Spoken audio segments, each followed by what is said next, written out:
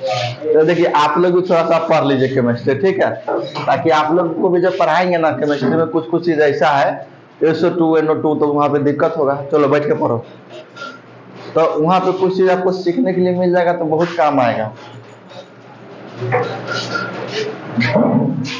आज बहुत दिन के बाद कोचिंग खुला है, लेकिन एक बहुत दिन के बाद हम लोग ऑनलाइन में आज वीडियो बना रहे हैं, क्लास यूट्यूब पे हमारा जाएगा, है कि नहीं? सुनिए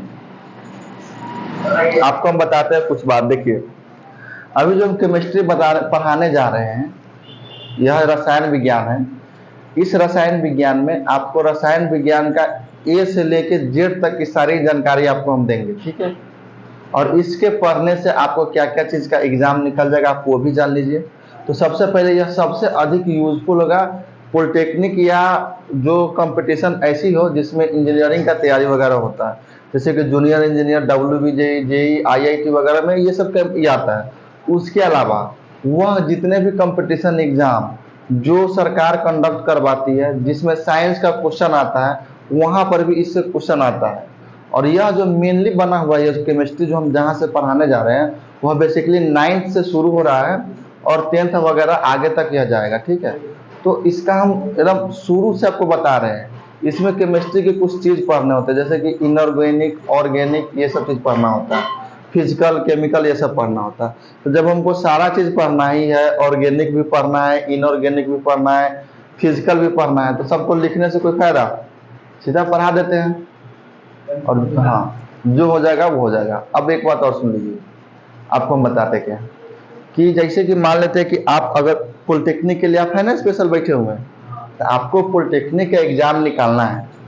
तो एक बात याद रखिएगा, कोई भी एग्जाम जो होता है ना, तो एग्जाम निकालने से पहले बहुत डर बना रहता है, ये पहाड़ है, बहुत दिक्कत है। और जब उस चीज को आप रिजल्ट ले आते हैं या किसी भी चीज को आप जब अचीव कर लेते हैं ना, तो वो आपको बाद में हल्का लगा कि हम निकाले हुए थे, एक बार हम पास कर गए हुए थे। मतलब जब आप रिजल्ट दे देते हैं तो आप अचीव कर लेते हैं कि हमारे लिए वह चीज आसान था, हम कर लिए। जैसे कि मान लो अभी के एग्जाम्पल बताते हैं, हम लोग जिस समय में पढ़ते थे ना, तो हम बेसिकली हम अपने बैच में सबसे मैथ में कमजोर विद्यार्थी हम थे। वो अलग बात है कि मैथ ऑनर्स कर लिए। तो हमारा जो दोस्त सब था हमको मैथ बताता था, उस मैथ में एग्जाम देने से पहले इतना डर बन गया था कि लग रहा था कि 10th के एग्जाम में बुखार लग जाएगा, और थोड़ा बहुत बुखार भी लगा हुआ था। इतना मतलब आदमी सहम जाता है, डर जाता है। आप बताओ मैट्रिक का बुखार छोड़ा देंगे? नहीं छोड़ा देंगे। उसका बुखार आप लोग को भी यही होगा, आप लोग पहले रिजल्ट लिएगा, बाद में अभी डर लगेगा ना, बाद में आप उसका भी बुखार छोड़ा दीजिएगा। तो पहले आप पढ़िए, घबराना वराना किसी को नहीं है, आराम से। तो चलिए हम केमिस्ट्री का शुरुआत करते हैं। केमिस्ट्री में सबसे पहले आप जान लीजिए, केमिस्ट्री का बाप, केमिस्ट्री का पिता लेवेसियर को कहते हैं। किसको कहते हैं? किसको कहते हैं? लेवेसियर को केमिस्ट्री का पिता कहते हैं। यानी कि हम कह सकते हैं ये जो पिता है ये पुराने जमाने का पिता नहीं, आधुनिक पिता कहते हैं। मतलब आधुनिक केमिस्ट्री के पिता किसे कहते हैं? आधुनिक केमिस्ट्री के पिता। किसका? आधुनिक केमिस्ट्री का पिता लेवेसियर।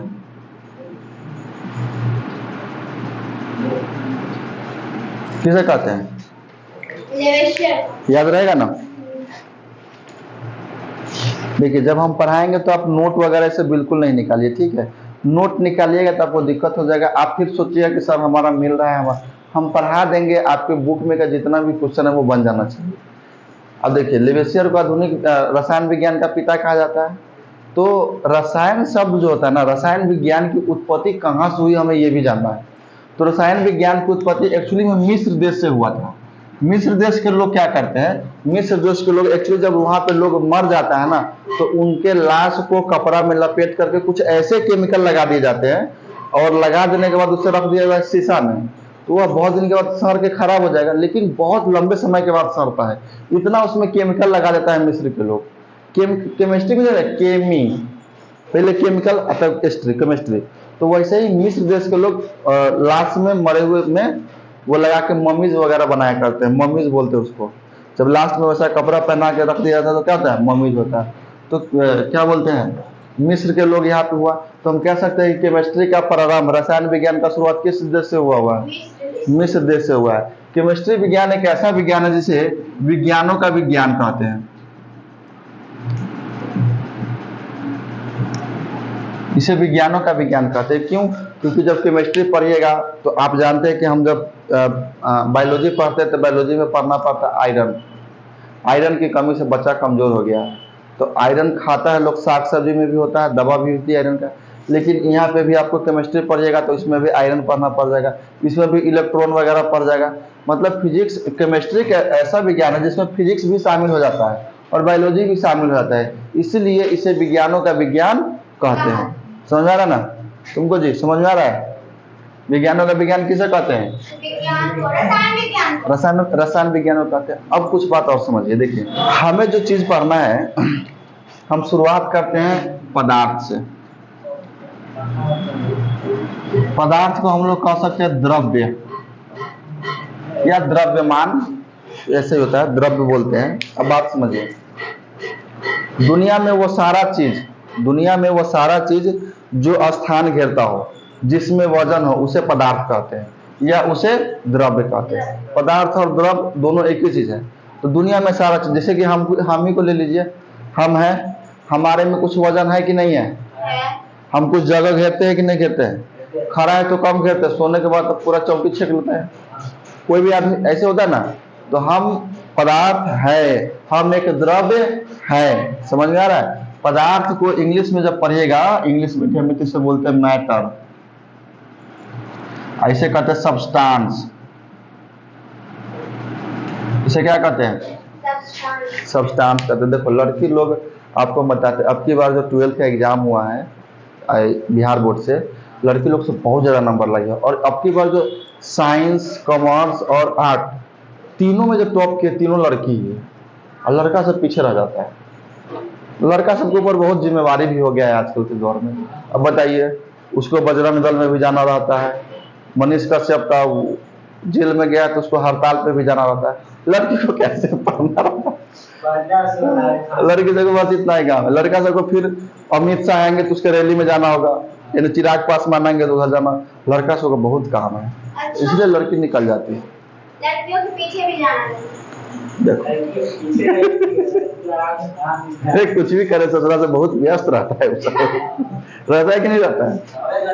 तो अब चलिए, पदार्थ हो गया। पदार्थ मतलब द्रव्य, पढ़ाई पर ध्यान देते हैं। तो मैटर का मतलब क्या होता है? पदार्थ। द्रव्य सब्सटेंस रहता है। हमारा जो ये मार्कर है, यह यहाँ पे रख देंगे तो यह मेरे हथेली पर कुछ जगह छेका, तो यह मार्कर भी क्या है? पदार्थ है। ठीक है ना? तो अब आप पढ़िएगा कि पदार्थ की अवस्थाएं। क्या पढ़ेंगे हम लोग? बाबू, पदार्थ की एक्चुअली दो तरह की अवस्थाएं होती है। ठीक है? एक होता है रासायनिक अवस्था। कौन सा अवस्था?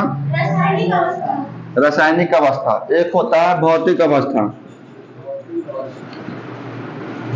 भौतिक अवस्था, रासायनिक अवस्था समझिए। रसायन विज्ञान में हमें किसी भी पदार्थ के अंदर के गुण के बारे में पढ़ना होता है, उसके इंटरनल पार्ट को पढ़ना होता है रसायन विज्ञान में। भौतिक विज्ञान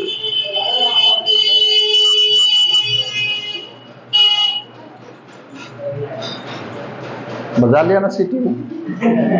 यही होता है, इतना शांत जगह फिर भी गाड़ी वाला डिस्टर्ब करता है।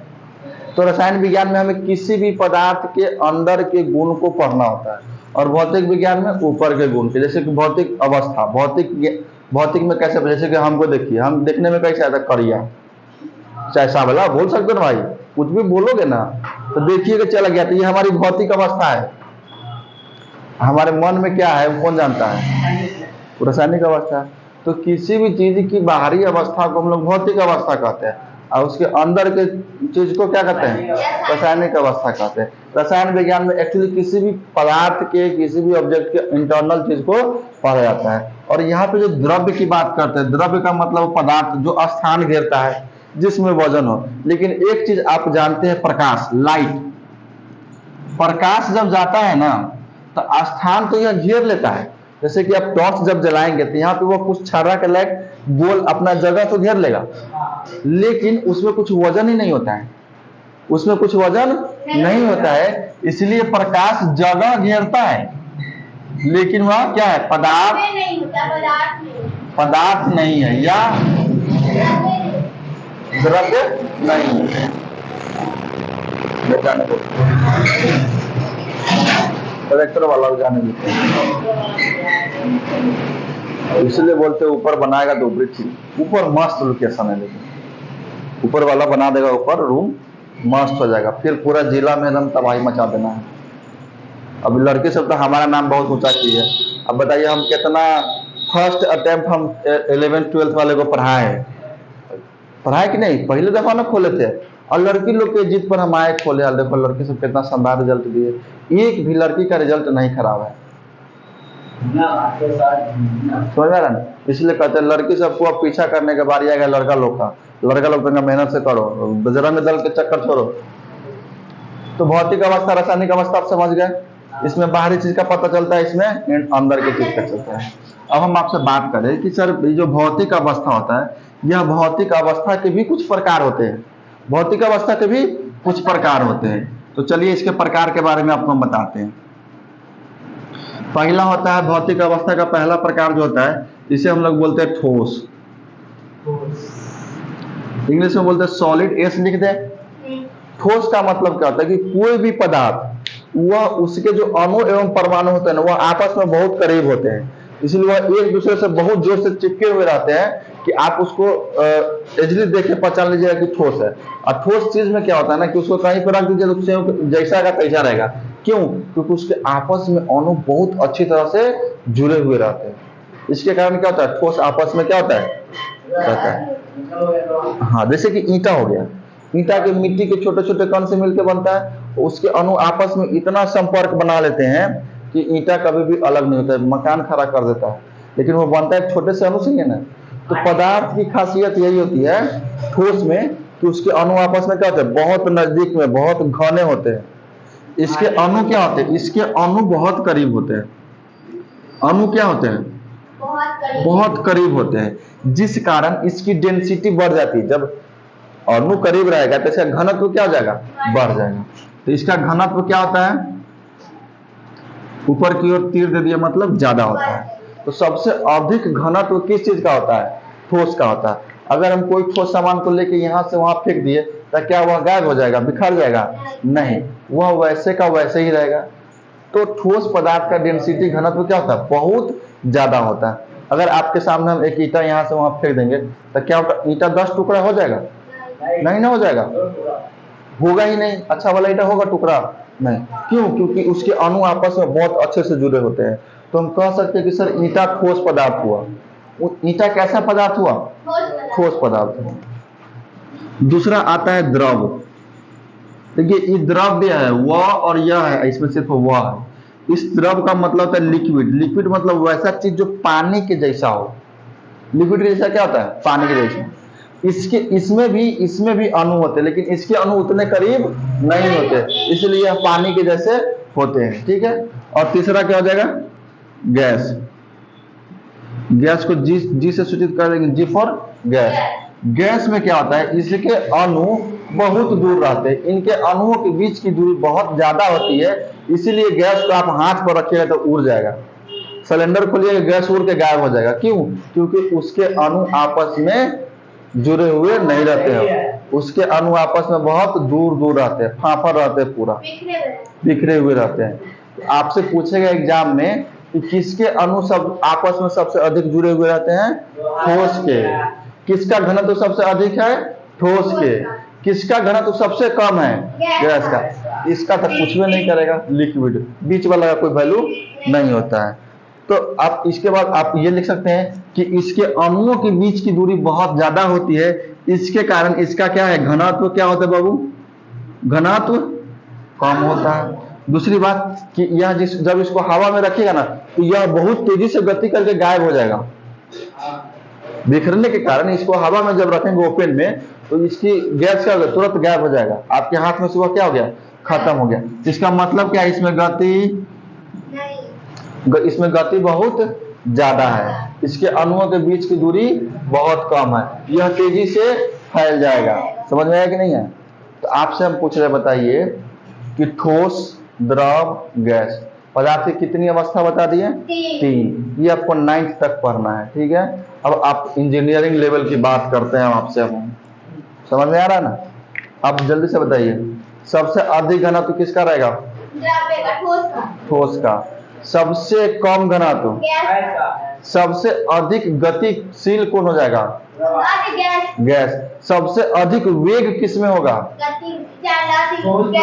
गैस में हो जाएगा, है कि नहीं है? आपको इसमें दिमाग लगाना है।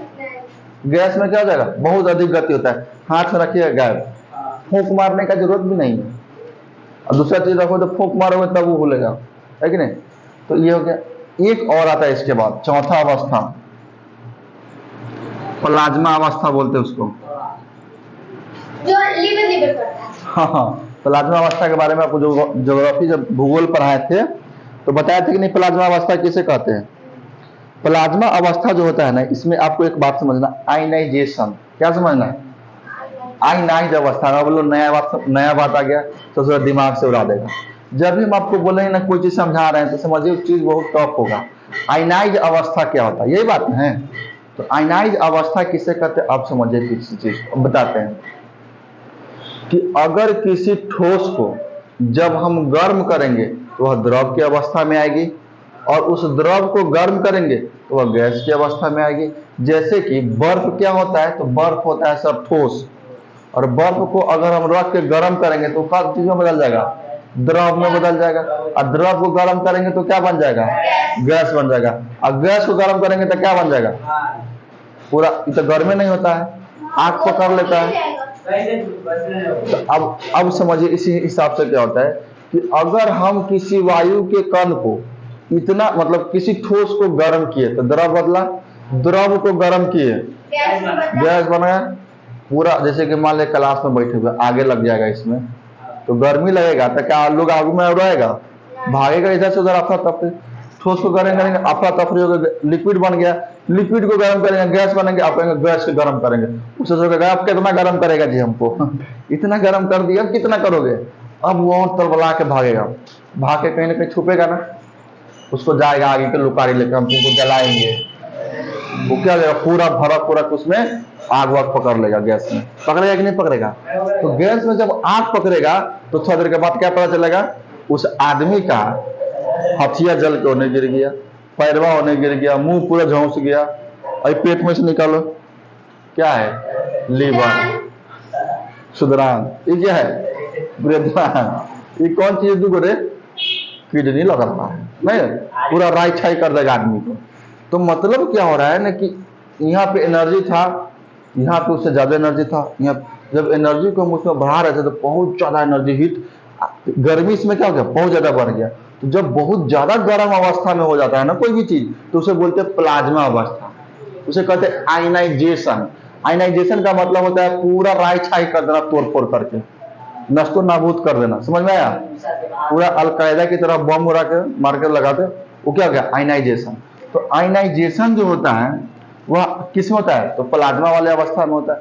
इसमें क्या होता है? जब इसमें आयनाइजेशन होता है तो उसके टुकड़े बहुत छोटे छोटे होते हैं, और यह देखने में कैसा होता है? तो गोंद की तरह होता है। गोंद जानते हैं? या गोंद या खखार जिस अवस्था में होता है उसे आयनाइजेशन कहते हैं। गोंद और खखार को कहीं पे गिरा दीजिएगा ना, पानी मारेगा तो नहीं भागेगा, ऐसे हो जाएगा। वो कहेगा इधर से मारो, इधर से मारिएगा तो इधर से मरवाएगा, आता है कि नहीं? तो आयनाइज प्लाज्मा अवस्था उसी अवस्था को कहते हैं जिसमें एनर्जी का लेवल बहुत ज्यादा होता है। तो प्लाज्मा में हम कह सकते हैं कि हाई लेवल एनर्जी।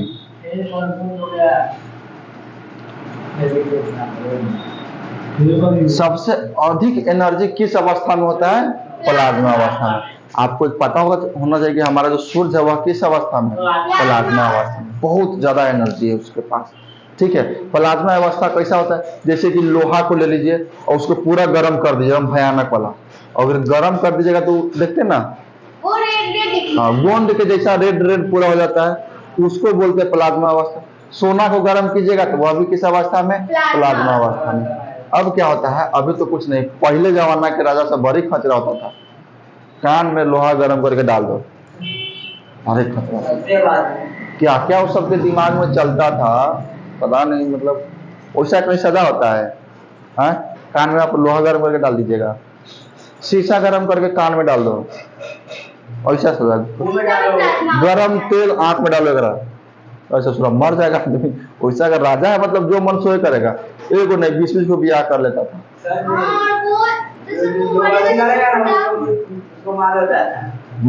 राजा से बहुत खतरा था।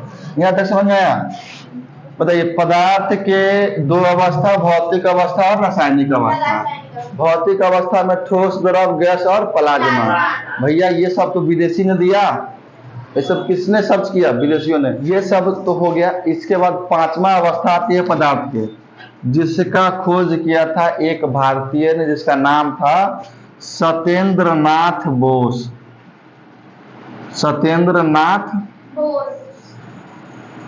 बोस। अब समझिए क्या था सत्येंद्र नाथ बोस की बातें। सत्येंद्र नाथ बोस ने, वो गुलाम देश के नागरिक थे सत्येंद्र नाथ बोस, क्योंकि हमारा भारत तो अंग्रेजी को गुलाम बहुत 200 सालों तक झेला। उसी समय सत्येंद्र नाथ बोस ने कहा कि आप लोगों ने जो सर्च किया है, एक मैंने भी सर्च किया है, आप इसे पेपर में छाप दीजिए कि एक भारतीय वैज्ञानिक सत्येंद्र नाथ बोस ने इस तरह के सिद्धांत को पदार्थ के पांचवा भौतिक मतलब पदार्थ के पांचवा अवस्था का क्या किया, खोज किया। मानव ने किया, कहा कि तुम गुलाम देश का नागरिक, तुम्हारा पेपर में हम छापेंगे, नहीं छापने दिया। मतलब इतनी हद तक गुलामी थी यहाँ पे। तो उस समय इन्होंने क्या किया, अपने जो सिद्धांत को खोज किया था, लिखा हुआ था, उसे लिखे हुए को फाइल में पैक करा के आइंस्टीन के पास भेजा लंदन विदेश में। और आइंस्टीन के पास जब यह सिद्धांत गया तो आइंस्टीन ने उस सिद्धांत को पढ़ा, कहा अरे भैया ये तो खतरनाक सिद्धांत दे दिया।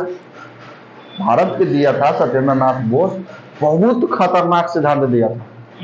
आइंस्टीन उसे पढ़ा, पढ़ने के बाद आइंस्टीन ने कहा कि इसे पेपर में छापो। तब वह पेपर में छपाया और सभी लोग जाने।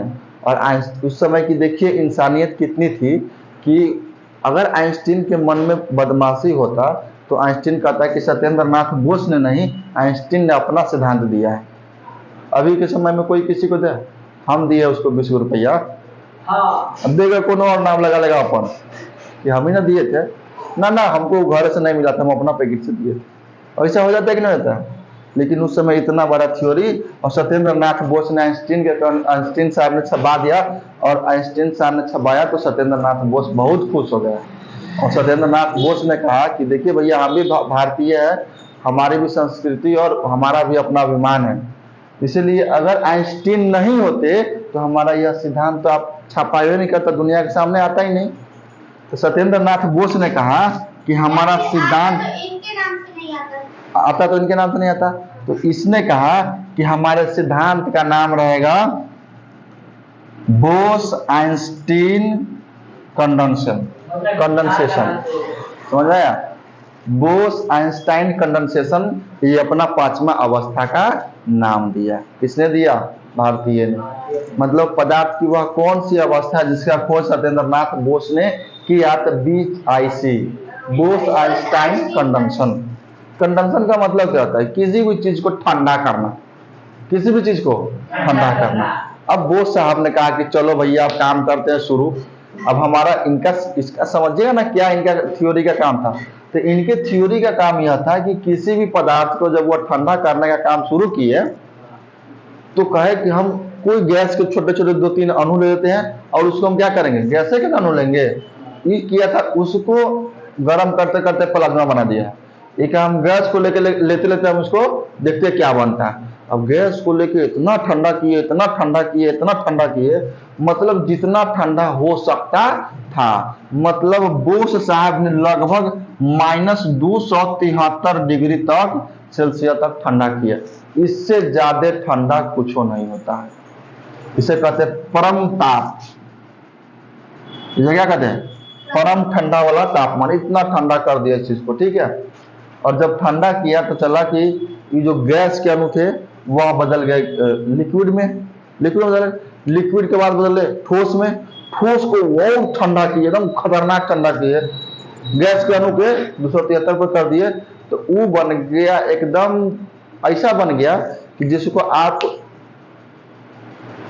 क्या कह सकते हैं उसको, उसमें आप अगर इलेक्ट्रिसिटी का करंट देते तो करंट को धड़ाक से जाने देता, रोकता भी नहीं करंट को, ठीक है ना। सुपर कंडक्शन बना दिया, सुपर कंडक्शन। मतलब विद्युत जाता है ना, जैसे कि हम लोगों को लाइन आती है 10-20 वोल्ट तो तारे में रह जाता होगा, लेकिन आइंस्टाइन साहब के बोस आइंस्टाइन के थ्योरी के हिसाब से अगर वह आता ना तो 1% तार में नहीं रुकता, सराख से जाने देता। इतना ठंडा कर दिया इस गैस के अणु को कि अगर आप उसको किसी बोतल में रखते तो बोतल में रहता तो, लेकिन बोतल के किनारे को वह टच नहीं करता।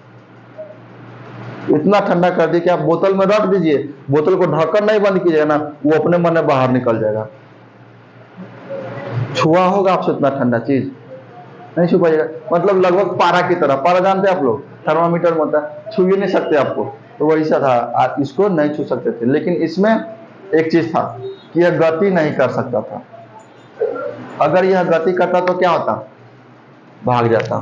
समझ आ रहा तुमको रे? पूरा भारत के लोग खतरनाक थ्योरी देता है, बिहार के लोग और से खतरनाक देता है। समझ रहा है? तो बताइए, पदार्थ के या द्रव्य के अवस्था के बारे में बताया, भौतिक अवस्था एवं रासायनिक अवस्था। समझ में आया कि नहीं आया? आपसे हम 1-2 सवाल कर लेते हैं, बताइए। रसायन शास्त्र का पिता किसे कहते हैं? लेवेसियर को कहते हैं। रसायन शास्त्र का पिता लेवेसियर को कहते हैं। रसायन शास्त्र की उत्पत्ति किस देश से हुई है? मिस्र देश से हुई है। ठीक है। रसायन विज्ञान को विज्ञानों का विज्ञान भी कहा जाता है। क्या प्रकाश एक पदार्थ या द्रव्य है? नहीं, क्योंकि प्रकाश स्थान तो घेरता है सर, लेकिन उसके पास कोई वजन नहीं है। लेकिन हमारे लोग के पास वजन है। देखिए, पदार्थ की अवस्था में रासायनिक अवस्था एवं भौतिक अवस्था। भौतिक अवस्था जो हमको दिख रहा है, रासायनिक अवस्था जो हमको देखना पड़ेगा क्या है। समझा ना? उसमें पूरा ना करो, कुछ है इसमें।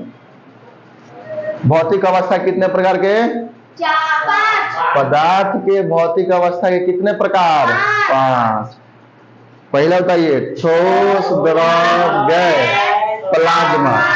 Bose Einstein conduction. Bose Einstein conduction. सीधे बोस याद रखे ना, सत्येंद्रनाथ बोस, सत्येंद्रनाथ बोस याद रहेगा। अगर यहाँ तक में किसी को दिक्कत, आपसे एग्जाम में इससे सवाल आना है। हाँ, फिक्स है, आएगा तो बनाएगा ना। चलिए, अब इसके बाद किसकी बारी आ गई?